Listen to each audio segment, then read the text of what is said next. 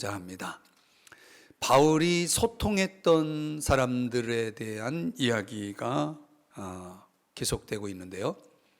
지난주에는 두기고 그리고 오네시모라는 두 사람을 여러분에게 소개하면서 우리가 우리의 이웃과 소통하기 위해서 섬겨야 함이 필요하고 또 깊은 사귐 속으로 들어와야 되고 또 서로를 품는 사랑이 있어야 한다.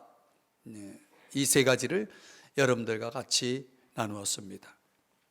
오늘은 그 소통의 연장 속에서 세 가지 소통의 방법을 제시해 주고 있습니다.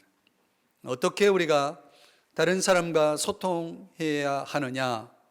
그 첫 번째는 함께 갇히는 것입니다. 함께 갇힌다. 10절 말씀인데요. 이렇게 시작하죠.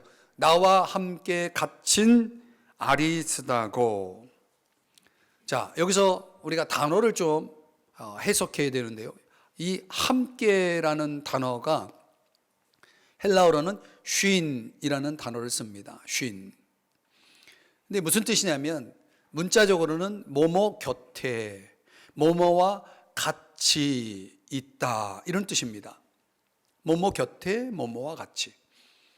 그러니까 나와 함께 갇힌 아리스다고 이렇게 말할 때는 이 아리스다고라고 하는 사람이 바울과 함께 있었다. 어디에? 감옥에. 감옥 아닌지 바뀐지는 학자들의 해석이 이 양분됩니다.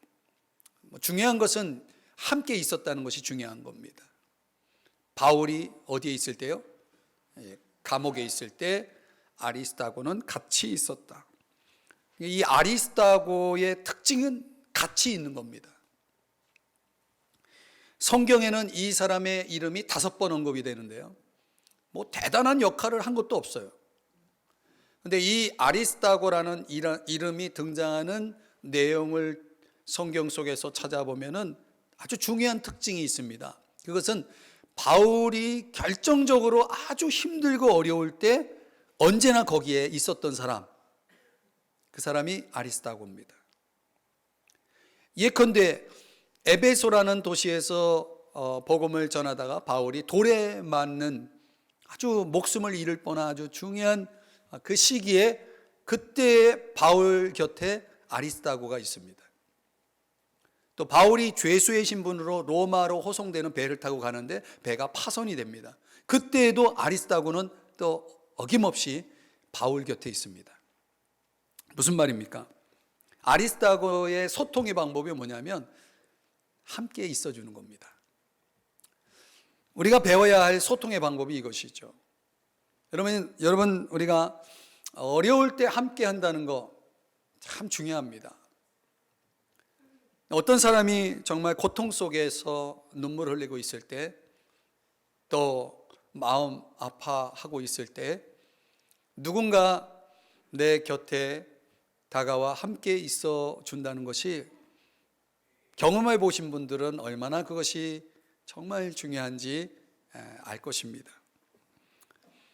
그렇게 함께 해주는 사람을 가리켜서 우리는 한 몸이라고 성경은 말합니다. 한 몸.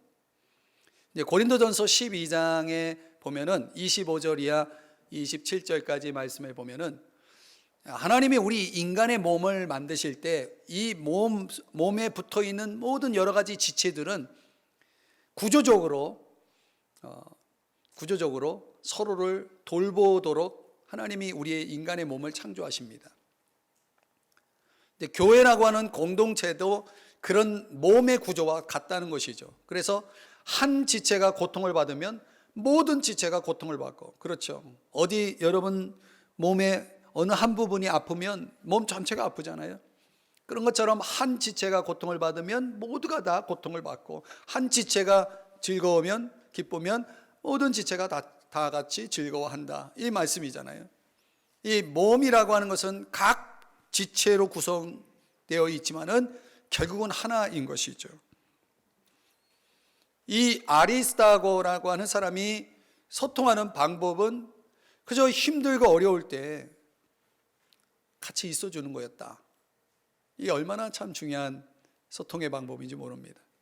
평소 우리가 함께하는 것도 좋겠지만은 어려울 때 함께 있어주는 거 얼마나 막역한 사이가 되겠습니까? 그렇죠? 우리가 이런 소통을 할 수 있기를 바랍니다. 여러분 주변에 보면 그런 사람이 있어요.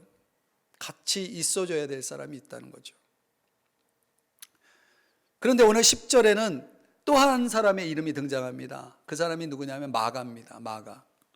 이 마가를 오늘 본문에서는 어떻게 소개하냐면 바나바의 생질, 조카죠. 그러니까 바나바의 여동생이 마가의 어머니예요. 그래서 바나바의 생질이라고 말하고 있습니다. 근데 이 마가는 마가의 다락방 기억납니까? 사도행전 1장에 보면은 120명의 이 그리스도인들이 모여서 함께 기도하고 거기에 성령이 임해서 교회가 탄생이 되잖아요. 그 바로 그 마가의 어머니입니다.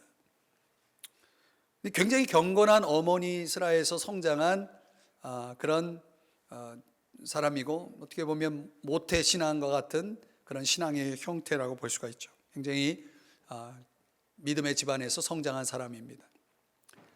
이 바울이라는 사람이 바나바와 함께 동역하면서 선교 여행을 떠날 때, 전도 여행을 떠날 때 이 조카 마가를 데리고 갑니다. 사도행전 13장에 보면 그 여행길에서 전도하는 여행 중에 중간에 이 마가가 집으로 가버렸어요. 왜 갔냐면 힘드니까. 나중에 이 바울과 바나바가 함께 2차 전도 여행을 가려고 할 때에, 그때 이 바나바는 자기 조카 마가를 데려가자. 그런데 이 바울은 안 된다. 데려가자. 안 된다. 그리고 막 싸우는 거예요. 왜 싸워요? 바울이 반대를 하니까. 왜 반대하냐면 먼저 번에 데려갔을 때 중간에 집으로 가버렸다는 거예요. 바울이 생각할 때는 이 사람은 같이 할 사람이 아니야. 힘들다고 슬그머니 빠져버린 것이죠. 여러분, 우리가 살다 보면 아리스다고와 같은 사람도 있고 이 마가 같은 사람도 있는 거예요. 내가 힘들 때 내 곁에 와주는 사람도 있고, 힘들 때 내 곁을 떠나는 사람도 있는 거죠. 그런데 오늘 성경에 보니까요, 10절 하반부에 보면 골로새 교인들에게 이렇게 명령합니다. 그가 이르거든 영접하라.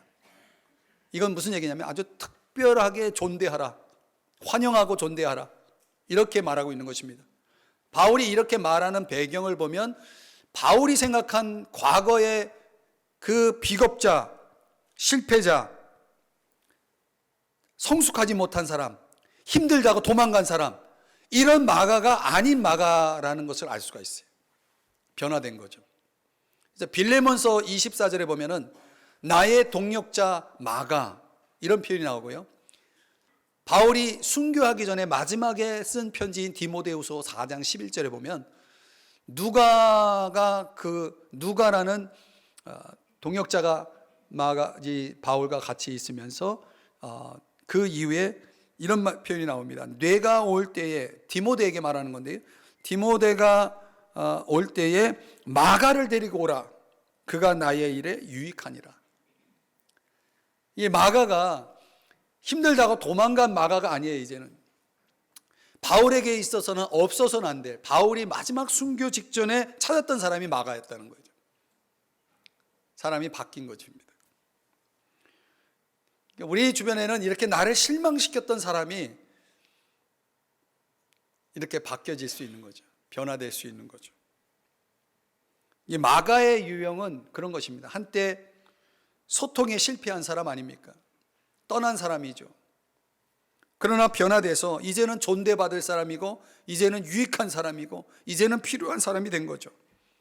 종종 우리가 소통하면서 이런 아리스다고 형과 그리고 마가 형의 두 종류의 사람을 우리가 만날 수가 있는 것입니다. 여기서 우리가 생각해 볼 것은 사람에 대한 편견이라는 것이 우리 모두에게 다 있죠. 그런데 그것을 벗어버릴 필요가 있다는 것입니다. 큰 가슴으로 사람들을 포용할 수 있는 그런 사람이 소통의 사람이 될 수 있음을 기억하십시오. 소통이라는 것은 이렇게 함께 있어줌으로 고통과 아픔을 또는 기쁨을 같이 공유하는 것입니다. 1세기 초대교회가 그때 그 당시에 이 로마라는 거대한 제국에 엄청난 영향력을 끼치지 않았습니까? 그 영향력을 끼친 그 배후의 비밀이 있는데, 그것은 그들이 그 카타콤이라고 하는 그 햇빛이 들어가지 않는, 햇빛을 볼 수 없는 그 어두운 동굴 속에서 그 고통을 겪으면서도 그들에겐 여전히 함께 있어주는 동료가 있었고, 그 함께 서로를 사랑하는 그런 동료들의 사랑이 있었기 때문이다. 그래서 지금도 이 카타콤 벽면에는 우리는 서로 사랑함으로써 천국을 경험합니다 라는 그런 글귀가 있다고 하죠. 그들이 그렇게 그 고통스러운 그런 카타콤의 환경을 극복하고 그 어두운 동굴 속에서도 천국을 경험할 수 있었던 이유가 뭡니까? 같이 있어주는 동료가 있었기 때문이라는 거죠. 저는 이것이 참 중요한 개념이라고 봅니다. 이 같이 있어준다는 개념을 생각하게 만드는 성경이 또 있는데요, 욥기입니다. 욥기. 여러분, 욥기라는 구약 성경 읽어보셨는지 모르겠어요. 거기에 보면은 욥이 하루아침에 정말 엄청난 고난을 겪게 됩니다.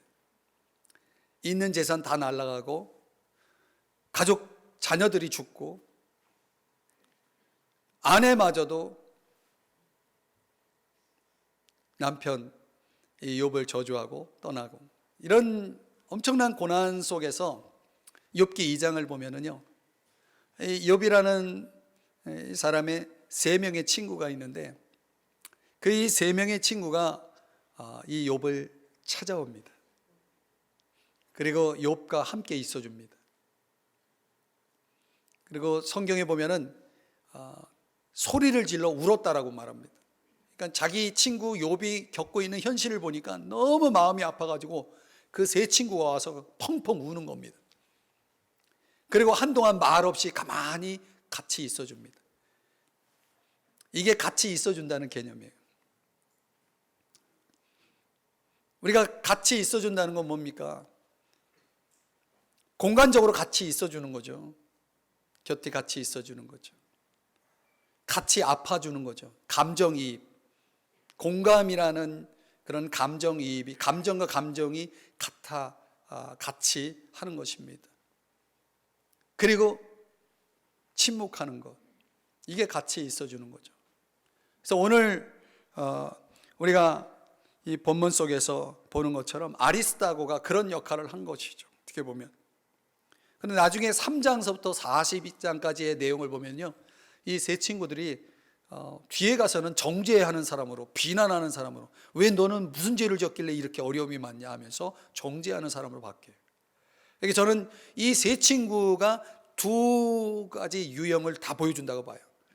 곁에 있지만 정말 힘이 되어주고 위로가 되어주는 사람도 있고, 정말 더 고통을 가중시키는 사람도 있죠. 곁에 있다는 것은 이 2가지 양면성이 다 있습니다. 우리가 곁에 있어주기 위해서는 그 사람을 고통스럽게 하기 위해서 곁에 있어주는 것이 아니라 그 사람의 위로가 되기 위해서, 그 사람에게 힘을 실어주기 위해서 곁에 있어주는 거 아닙니까? 오늘 본문에서 말씀하고 있는 것, 그런 의미의 곁에 있음입니다. 우리가 사랑하는 이웃과 소통하기 위해서는 그의 곁으로 다가가는 것이 필요하고, 또 그의 손이 되고 그의 마음이 되어주고 그의 눈과 그의 발이 되어줄 수 있는 이런 사람들은, 그래서 그의 고통과 아픔을 함께 느껴줄 수 있다면 저는 이게 최고의 소통이라고 봅니다.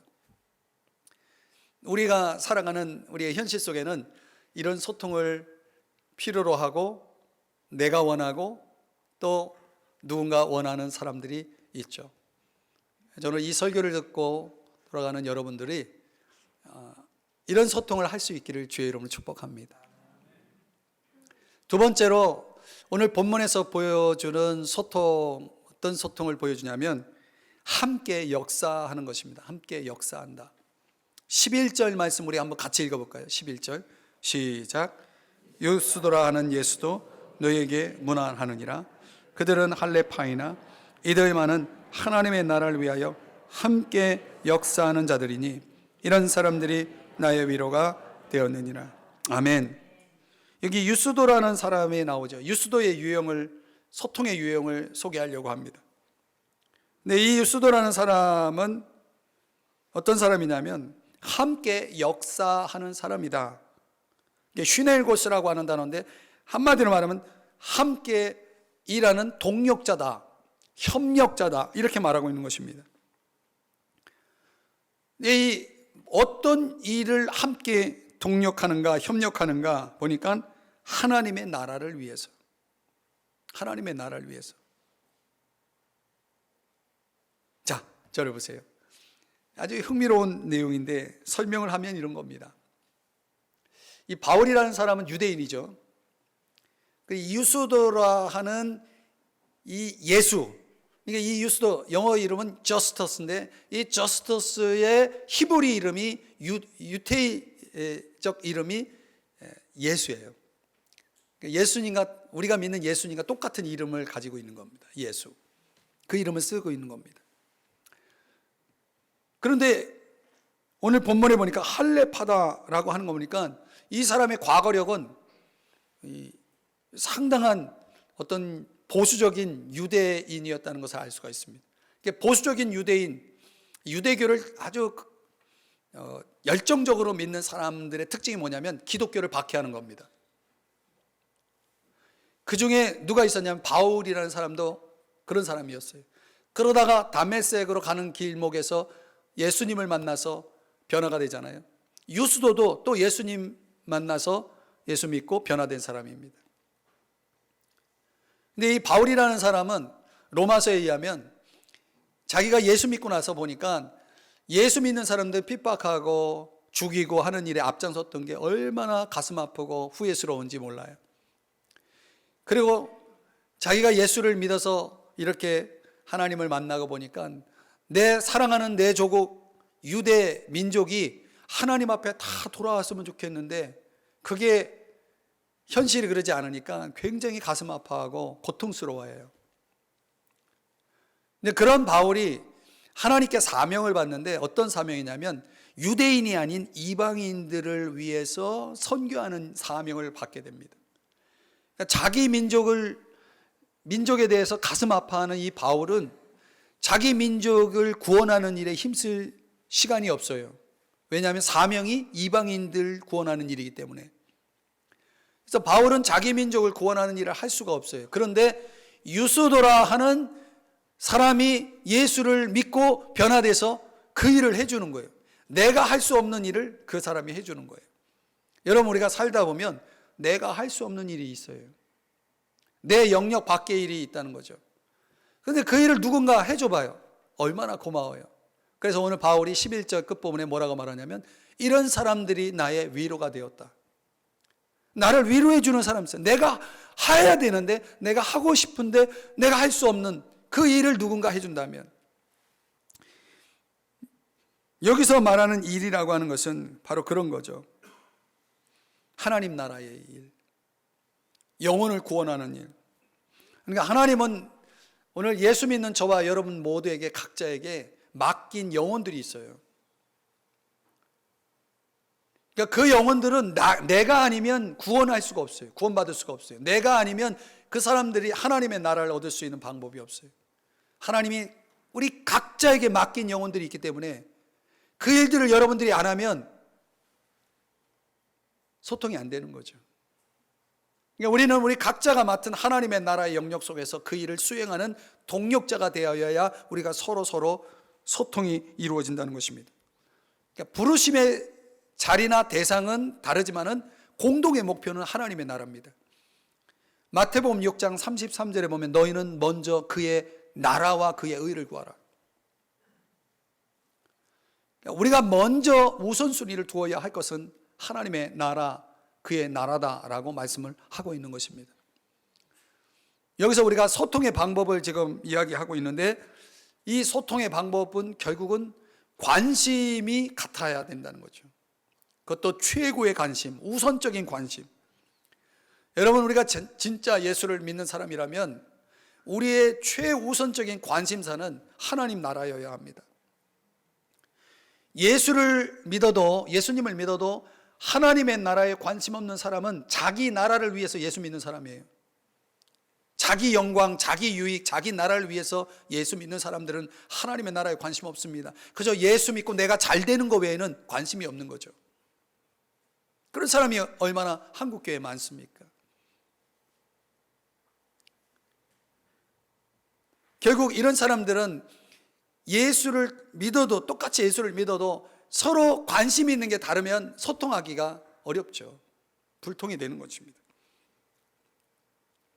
이런 사람의 이야기가 성경에 나오는데, 마가복음 10장에 보면은 한 젊은 청년의 이야기가 나옵니다. 그 청년이 예수님 앞에 나와서, 예수님, 제가 무엇을 하여야 영생을 얻을 수 있습니까? 마가복음 10장 17절에서 그렇게 질문을 합니다. 예수님과의 대화 속에서 이런 내용들이 나옵니다. 그러니까 이 청년의 특징이 뭐냐면, 이 청년은 어려서부터 10계명을 다 지킨 사람이에요. 그러니까 아주 철저한 신앙인입니다.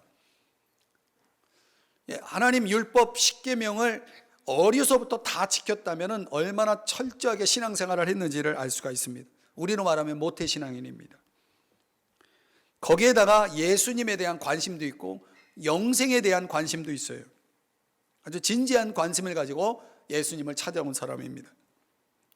그런데 이 이야기의 결론은 22절인데, 마가복음 10장 22절인데 이렇게 결론을 내리고 있습니다. 한번 읽어볼까요? 같이 시작. 그 사람은 재물이 많은 거로 이 말씀으로 인하여 슬픈 기색을 띠고 근심하며 가니라. 영생을 얻기 위해서 예수님 앞에 나온 청년이 결론은 뭐냐면 얻지 못했다는 거예요. 근심하며 돌아갔다. 그러니까 그 이유가 뭐냐면 이 말씀으로 인하여. 어떤 말씀이냐면 21절입니다. 한번 읽어볼까요? 21절 시작. 예수께서 그를 보시고 사랑하사 이르시되 가서 주라, 그리하면 하늘에서 보화가 내게 있으리라. 그리고 와서 나를 따르라 하시니, 이 말씀 때문에 그냥 근심하고 돌아갔다라고 말합니다. 그런데 이 말씀의 핵심은 뭐냐면 너가 가지고 있는 것을 다른 사람에게 주라는 겁니다. 그리고 나를 따르라는 거예요. 그런데 이 청년이 이 말씀을 듣고 고민을 하는 거예요. 근심을 하는 거예요. 왜 근심을 했는지 22절의 말씀에 의하면 재물이 많았다 그랬습니다. 여러분, 어떤 사람이 근심이 많은지 아십니까? 재물이 많은 사람이에요. 많은 사람이 더 고민이 많아요. 이 청년이 영생을 얻지 못한 결정적인 이유가 재물이 많았기 때문이라는 거예요. 이 영생이라는 단어가 마가복음 10장 23절에는 하나님의 나라라는 주제로 바뀌어요. 이 영생이 하나님 나라예요. 하나님의 나라에 대한 관심이 이 청년에게는 있었지만 하나님 나라가 주어지지 못했습니다. 그 이유는 뭡니까? 재물이 많은 거로. 여러분, 깊이 고민을 해보셔야 됩니다. 우리의 관심이 뭡니까? 우리는 이 처절한 경쟁 사회를 살아가기 때문에 어떻게 보면 이 세상의 법칙을 따르지 않으면 살아남기가 어렵죠. 그래서 철저하게 이 세상은 욕망의 법칙을 따릅니다. 욕망의 법칙이라는 것은 내가 가져야 되는 겁니다. 내가 소유해야 내가 이기는 겁니다. 내가 저 사람보다 더 많이 벌어야 되고 저 사람보다 더 많이 가져야 내가 성공한 것입니다. 세상의 법칙이죠. 그래서 사람들이 재물을 더 모으려고 하는 거 아닙니까? 그런데 영생을 얻기 위해서는 그 청년이 나를 따르라, 예수님을 따라야 했다는 거죠. 예수님을 따르기 위해서 그 전제가 뭐냐면 너가 있는 것을 가난한 사람들에게 주라는 거예요. 이건 세상의 법칙과는 맞지 않습니다. 왜 줍니까? 내 거를 줄 수 없는 거죠. 그래서 많기 때문에 근심하고 돌아가고 하나님의 나라는 상관이 없게 된 거죠. 여러분, 이 말씀 속에서 우리가 소통에 대해서 지금 생각해 보고 있는데, 우리가 서로 소통하기 위해서는 관심사가 같아야 되는데, 우리의 관심이 어디에 있어야 되냐면 하나님 나라라고 하는 이 관심사가 같이 공동 공유가 이제 이루어져야 되는데, 그렇지 않으니까 소통이 잘 안 되는 거죠. 재물이 많은 사람은 소통이 어렵습니다. 욕망의 법칙을 따르면 소통하기 어려운 것입니다. 하나님의 나라를 위해서 일한 이 유스도라고 하는 사람은 소통이 잘 돼서 바울에게 위로가 되는 사람이었다라고 말하고 있습니다.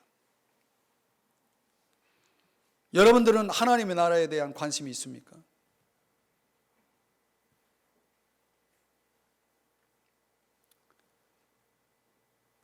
지난주에 어떤 분이 그런 말씀을 하더라고요. 기도를 부탁하면서 제 남편 사업 잘 되게 해달라고. 그러면서 그 이유가 뭐냐면 하나님 선교를 위해서 우리 가정이 좀 쓰임받고 싶다고.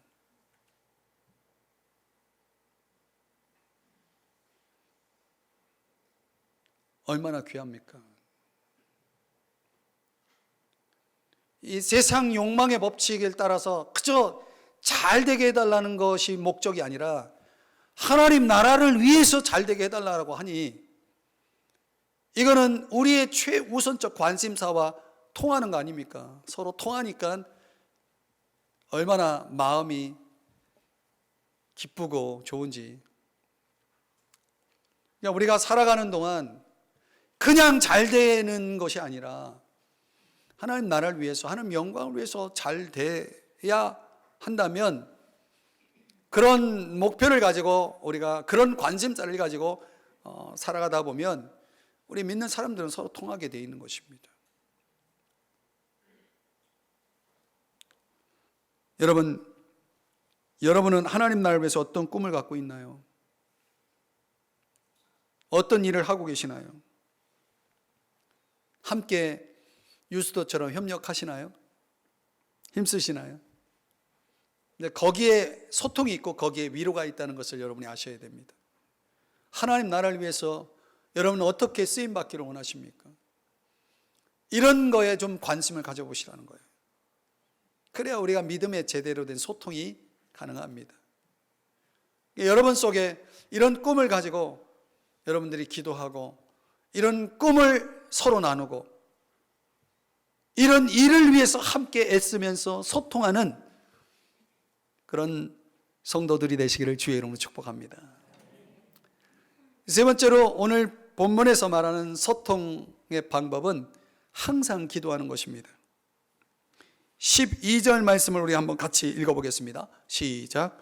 그리스도 예수의 종인 너희에게서 온 에바브라가 너희에게 문안하느니라. 그가 항상 너희를 위하여 애써 기도하여 너희로 하나님의 모든 뜻 가운데서 완전하고 확신 있게 서기를 구하나니. 아멘.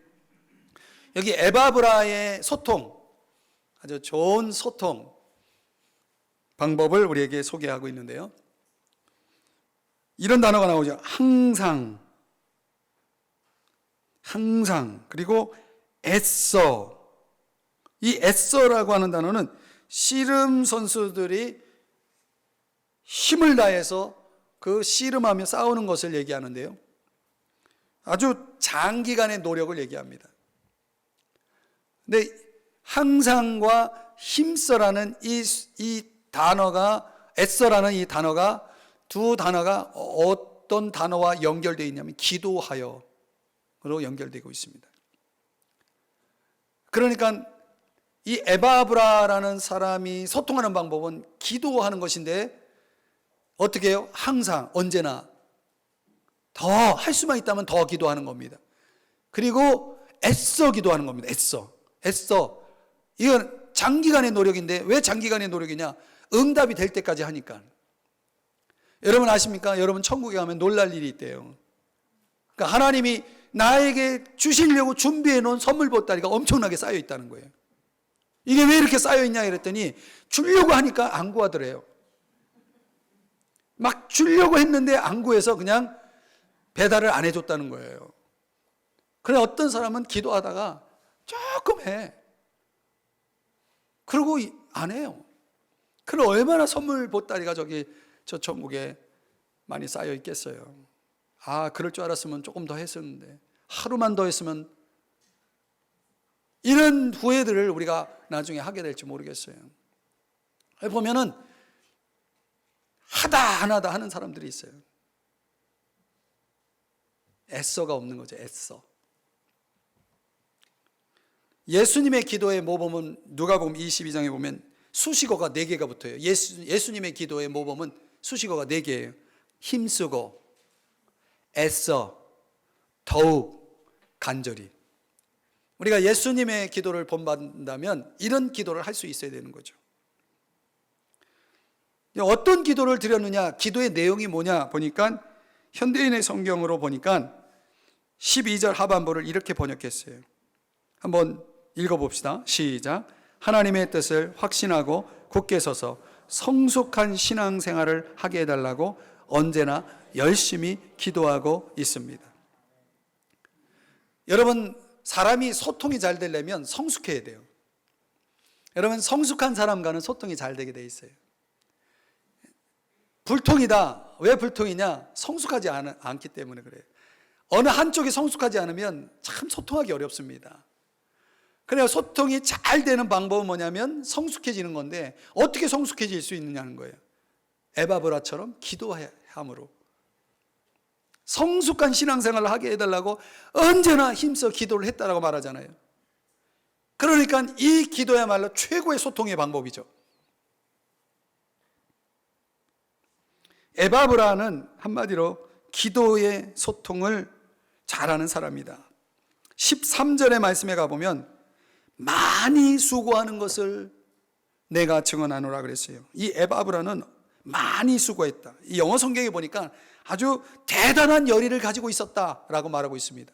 이게 에바브라의 특징은 대단한 열의를 가지고 있는데, 이게 맥락 속에서 보면은 기도하는 일에 대단한 열의를 가지고 있었던 사람이라는 것을 알 수가 있습니다. 에바브라의 소통 방법은 그거예요. 열의를 가지고 기도하는 거예요.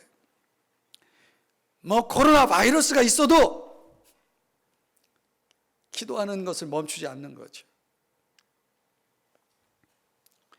우리가 배울 소통의 방법이 이것입니다. 애써 간절히 더더욱 그를 위해서 기도하는 것을 통해서 그 목적을 가지고 기도하는 것이죠.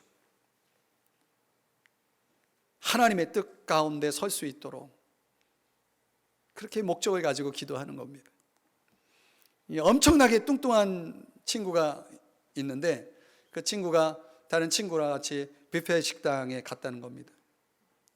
엄청난 양의 음식을 담아가지고 와서 이제 식사하기 전에 기도를 하는 거예요. 다른 친구가 물었어요. 야, 뭐라고 기도했냐? 그랬더니 그 엄청나게 뚱뚱한 친구가 하나님이 이 좋은 음식을 나에게 주셔서 감사 기도를 했다고 그러는 거예요. 야, 그 친구가 이제 하는 말이, 그 친구가, 야, 너가 지금 해야 할 기도는 감사 기도가 아니라 이 음식을 먹어야 될지 말아야 될지 하나님의 뜻을 묻는 게 아닐까? 무슨 말인지 알아들으시나요? 너가 지금 해야 할 기도는 감사 기도가 아니라 이 음식을 먹어야 합니까 말아야 합니까 하나님의 뜻을 묻는 그런 기도를 해야 된다는 것은, 이 친구의 말의 의미는 야, 너 그거 하나님이 주신 게 아닌 것 같다라고 하는 것이죠. 우리의 기도가 종종 이런 기도의 형태가 될 수 있는 거죠. 그냥 무작정 우리가 감사 기도하는 것이 아니라 정말 이것이 하나님의 뜻이냐라고 하는 차원에서 우리가 하나님의 뜻을 분별하면서 그것이 우선하여 기도하는 것이 중요하죠. 이 에바브라의 소통은 정말 중요한 기도를 통해서 소통하는 것이었다. 목적 있는 기도를 통해서 소통하는 것이었다. 근데 우리에게 가장 중요한 기도는 그것이죠. 성숙함이라는 거, 완전함. 그런 기도의 영역을 넓혀서 사랑하는 이를 위해서 기도에 힘쓰는 저와 여러분이 될 수 있게 주의 이름 축복합니다. 어느 대학병원에 이제 소아과 의사의 이야기인데요. 그 병원에 급하게 어린아이를 데리고 부모가 이제 진료를 받으러 왔어요. 근데 얘기를 들어보니까 다른 병원에서 치료를 받다가 급하게 이제 병원을 옮긴 것입니다. 근데 그 전에 병원에서는 하루에 이제 그 고열로 아주 하루에 뭡니까 그 고열 때문에 너무 이제 아이가 막 지금 힘들어하고, 근데 이제 그 병원에서는 그 원인이 뭔지를 잘 몰라서 그 원인을 정확하게 알기 위해서는 아이의 에게 개복 수술을 해야 된다라고 이제 제안을 한 거예요. 그러니까 이 부모가 그 어린애에게 어떻게 개복 수술하냐고, 그렇게 할 수 없다고 해가지고 다른 병원으로 옮긴 것입니다. 그래서 이 병원에 왔는데 지금 이제 말씀드린 그 소아과 의사가 여러 가지 이제 이야기를 듣고 이제 기도를 시작하는 겁니다. 기도를. 그리고 이제 아이 어머니에게도 묻습니다. 혹시 예수 믿으시냐고. 믿는다고. 그럼 우리 같이 기도하자고. 같이 기도를 합니다. 그리고 이제 검사한 결과 간 농양이라는 진단이 나왔어요. 간 농양. 이게 뭐냐면 간에 염증이 심해서 이제 농양이 생겼다는 그런 얘기죠. 어떻든 여러 가지 이제 항생제 치료를 통해서 그 아이가 조금씩 좋아지더니 이제 한 달 후에 이제 퇴원을 하게 됩니다. 개복 수술하지 않고. 그 퇴원하는 아이를 보면서 옆에 있던 교수가 이제 질문을 하는 겁니다. 그 의사가 그 소아과 의사한테 질문하기를, 어떻게 전에 있던 병원도 그런 치료를 했고 우리 병원하고 다를 바 없이 똑같은 치료를 했는데 거기서는 좋아지지 않고 여기서 어떻게 좋아지냐고, 이유가 뭐냐고 이제 동료 의사지만은 선배 의사님한테 이제 물어본 거죠. 그 치료 담당 의사가 답하기를 한 가지 약을 더 썼다고. 그게 도대체 무슨 약이냐고 그랬더니 기도마이신이라고, 그 기도마이신을 2배로 세게 썼다고. 어떻게 해요? 의사도 기도하고 그 엄마도 기도하고 했잖아요. 그러니까 그 기도마이신을 2배로 써가지고 이렇게 치료가 됐다고. 그러면서 이어서 하는 말이, 우리가 다른 사람을 위해서 일할 때는 우리가 일하지만 우리가 다른 사람을 위해 기도하면 하나님이 일하신다고.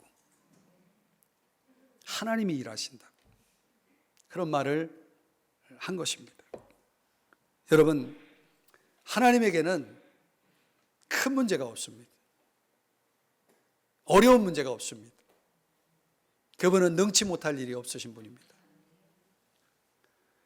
여러분, 하나님이 일하게 한다는 게 얼마나 중요합니까? 우리가 다른 사람을 위해서 기도할 때 그것은 하나님이 일하게 하는 방법입니다. 이거보다 더 좋은 소통의 방법이 어디 있습니까? 하나님을 움직이는 사람들, 하나님을 일하게 만드는 사람들, 이런 사람들이 바로 기도의 소통을 아는 사람들이죠. 기도 마이신을 세게 쓰면, 몇 배로 쓰면 낫는 것입니다. 아멘. 말씀을 정리합니다. 여러분, 혹시 여러분 중에 바둑 좋아하시는 분 있나요? 바둑. 이 프로 바둑 기사의 말에 의하면 이 바둑 한 판 두는데 한 400수가 나온다는 거예요. 근데 참 신기한 것 중에 하나가 뭐냐면, 저는 바둑을 잘 모르지만은 항상 느끼는 게 그런 거였어요. 뭐냐면 그 한 판 두고 나면은 꼭 그 프로 바둑 기사들은 복기라는 걸 하더라고요. 복기가 뭐냐면 자기가 두었던 수를 다시 반복해서 처음으로 돌아가는 거예요. 처음서부터 두는 거예요. 한 번 더. 근데 그 많은 수를 완벽하게 기억하고 그 수를 그대로 거기다 둔다라는 거예요. 그런 걸 복기라고 말합니다. 그 완전한 복기가 도대체 어떻게 가능하냐 그랬더니 이 프로 바둑 기사의 말에 의하면 이렇게 말을 하더라고요. 우리 프로들은 바둑 한 돌을 올릴 때 의미 없이 놓는 돌이 없습니다. 그 몇백 수가 되는 그 바둑 한 돌 한 돌에는 다 의미가 있습니다. 의미가 있는 것은 기억이 납니다. 그렇게 이야기를 합니다. 저는 우리 인생에도 복기가 필요하다고 봅니다. 오늘 저와 여러분이 이런 코로나 바이러스 때문에 걱정하고 또 생명에 대한 두려움을 느끼고 우리가 이런 생명의 가치, 정말 이런 소중함을 우리가 생각하는 시기를 보내고 있잖아요. 우리가 몇 년을 살게 될까요? 얼마나 살게 될까요? 중요한 건 우리가 어떻게 살고 있느냐죠. 여러분은 어떤 인생을 살아오셨나요? 기억나시나요? 복귀할 수 있나요? 여러분이 지나온 삶의 인생길에 복귀가 가능한가요? 의미 있는 인생을 살았다면 복귀가 가능하겠죠. 만약 기억할 수 없다면 나는 무의미한 인생을 지금 살아오고 있는 것이죠. 앞으로도 마찬가지예요. 저는 이 의미 있는 돌을 놓는 것처럼 우리의 인생의 돌도 그렇게 한 수 한 수 놓아져야 되지 않을까라는 그런 생각을 해보면서 과연 우리가 어떻게 우리의 인생의 돌을 한 수 한 수 둘까 이렇게 생각해 보면 오늘 아주 중요한 것들을 오늘 본문 속에서 우리가 배웠어요. 마음의 결을 맞추어서 같이 그런 마음의 소통, 감정의 소통을 할 수 있는 그런 사람, 같이 있어주는 거, 이런 것 한번 경험하지 못한 사람이라면 참 무의미한 인생을 살고 있다고 봅니다. 예. 오늘 유스도라고 하는 이런 하나님 나라라고 하는 이런 아주 궁극적이고 본질적인 목표를 향해서 함께 협력하며 동력했던, 그래서 바울의 위로가 된 사람처럼 하나님의 일에도 좀 소통할 수 있어야 되는데 여러분들은 하나님의 일 좀 하고 계시나요? 하나님 기뻐하시는 하나님 나라에 대한 관심이 있나요? 그런 소통을 좀 할 수 있어야 의미 있는 돌이 되지 않을까요? 여러분, 우리가 인생 속에서 최고의 소통을 놓치면 안 됩니다. 항상 애써 기도하는 거, 그런 목표를 가지고 기도할 때 하나님이 움직이시고 일하시는 역사들, 그런 최고의 소통이 우리의 삶 속에 있을 때 우리는 그 한 수 한 수가 의미 있을 것이고 훗날 주님 앞에서 우리는 복귀를 할 수 있을 것 같아요. 참 깊은 묵상이라고 봅니다. 여러 가지 불안하고 힘든 일들이 많이 있을 테지만은 여러분, 우리 인생의 복귀를 위해서 의미 있는 하루하루를 한번 놓아 보십시다. 예? 기도하시고 일로 소통하시고 마음의 결을 맞춰 나가십시다.